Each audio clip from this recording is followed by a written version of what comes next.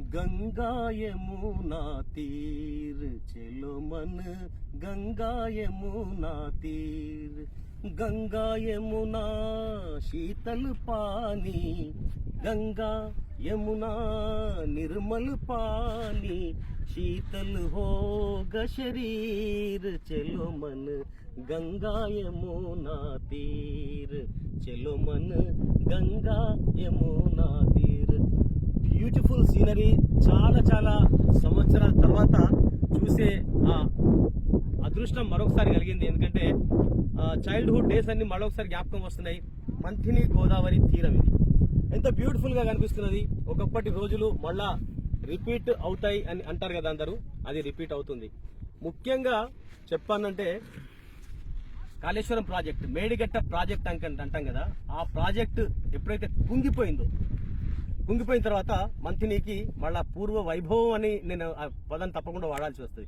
పూర్వ వైభవం అంటే అందరూ అంటారు కదా, యాక్చువల్గా ఒక ప్రాజెక్ట్ కట్టిన తర్వాత భగవంతుడు ఇచ్చిన ఆ వర్షాన్ని దోషులతోటి మనం గట్ట దాచుకుంటే అది ఎప్పటికైనా కూడా మనకు సంవత్సరం అంతా మనకు వాడుకోవడానికి అవకాశం ఉంటుందని చెప్తారు.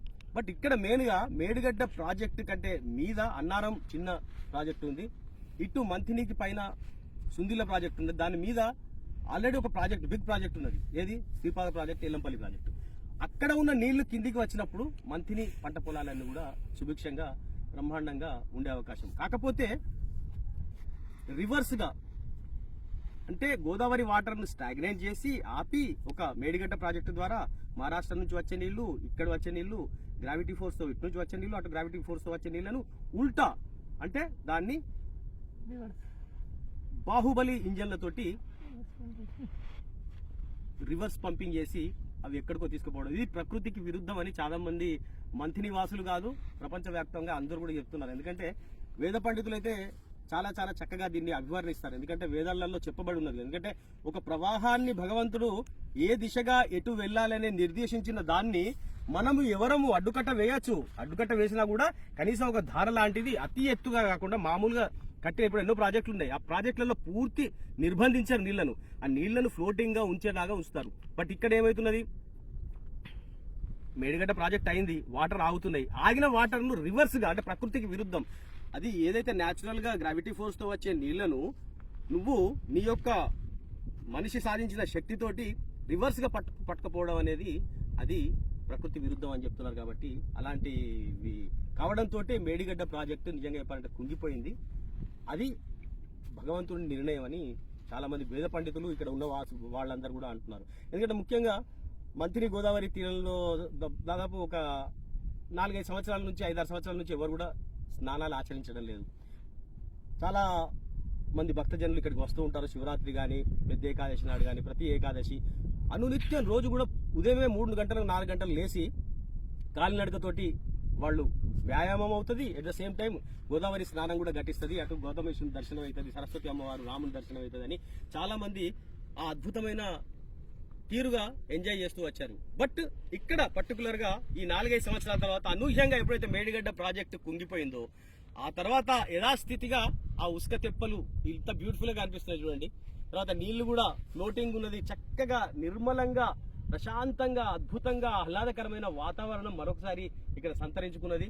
సో నేను కూడా ఇక్కడ గోదావరి స్నానం మరి చాలా సంవత్సరాల తర్వాత అద్భుతంగా చేయడానికి వచ్చా. ఇక్కడ స్నానం చేసినప్పుడల్లా కూడా ఆ ఫీలింగ్ అనేది డివైన్ ఫీలింగ్ ఉంటుంది. ఇక్కడ శ్రీపాద్ వేద పండితుడు మనతో ఉన్నాడు. శ్రీపాద్ యాక్చువల్గా మనం గోదావరి స్నానం రెగ్యులర్గా చేస్తూ వచ్చేవాళ్ళం.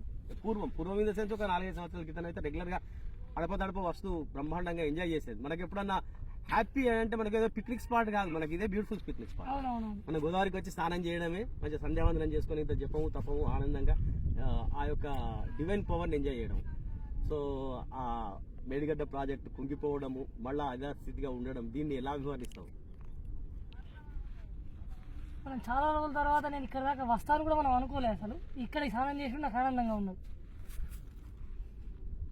అంటే ప్రాజెక్టు కుంగిపోవడం అనేది అది కుంగిపోయిన దాంతో మనకి ఇది జరిగిందని నేను అనుకుంటున్నాను.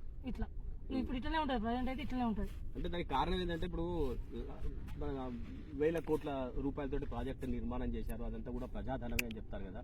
ఆ ప్రజాధనము దుర్వినియోగం కావడం అనేది నిజంగా చెప్పాలంటే చాలా చాలా దురదృష్టకరం. ఎందుకంటే అంత పెద్ద ప్రాజెక్టు నిర్మించిన తర్వాత ఆ ప్రాజెక్టు కుంగిపోవడానికి కారణం ఎవరు? దాన్ని ప్లాన్ చేసిన ఇంజనీర్స్ కావచ్చు, టెక్నీషియన్స్ కావచ్చు, ఆ తీసుకున్న నిర్ణయం ఎవరైతే చేశారో వాళ్ళు కూడా. ఎందుకంటే మనకు అటు మహారాష్ట్ర నుంచి వచ్చే పైనిగంగా ప్రణహిత నీళ్లు, న్యాచురల్గా గ్రావిటీ ఫోర్స్ తోటి వచ్చే ఈ నీళ్లు.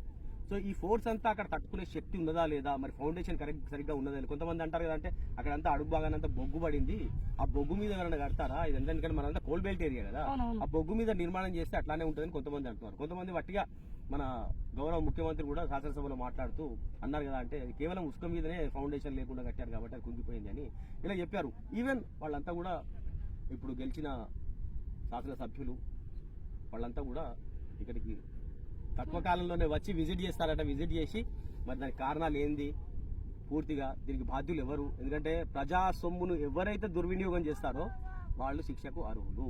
అది ఎందుకంటే మన న్యాయ వ్యవస్థలో ఆ యొక్క చట్టాలు పటిష్టంగా ఉన్నాయి కాబట్టి దాన్ని నిజంగానే ఇన్వెస్టిగేషన్ చేసి సెంట్రల్ కమిటీ తోటి దానికి బాధ్యులు ఎవరో తెలుసుకోవాల్సిన అవసరం కూడా మనం కూడా మన ఏరియా వాసిగా మనం డెఫినెట్గా అనుకోవాలి కదా, అని తప్పేం లేదు అందులో.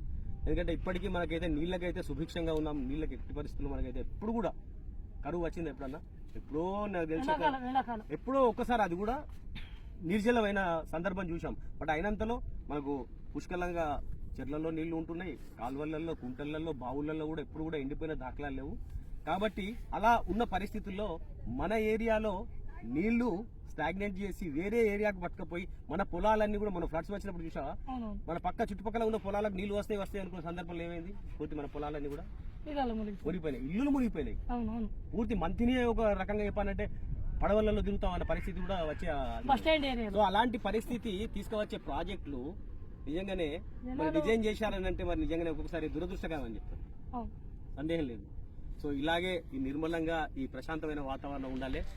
అది ఎందుకంటే అనిపిస్తుంది కదా, మచల్తి హుయి హవా మే చమ్ చమ్ హమారే సంగ్ సంగ్ చలే గంగా కి లహరే, జమానే సే కహో అకేలే నహీ హమ్ హమారే సంగ్ సంగ్ చలే గంగా కి లహరే.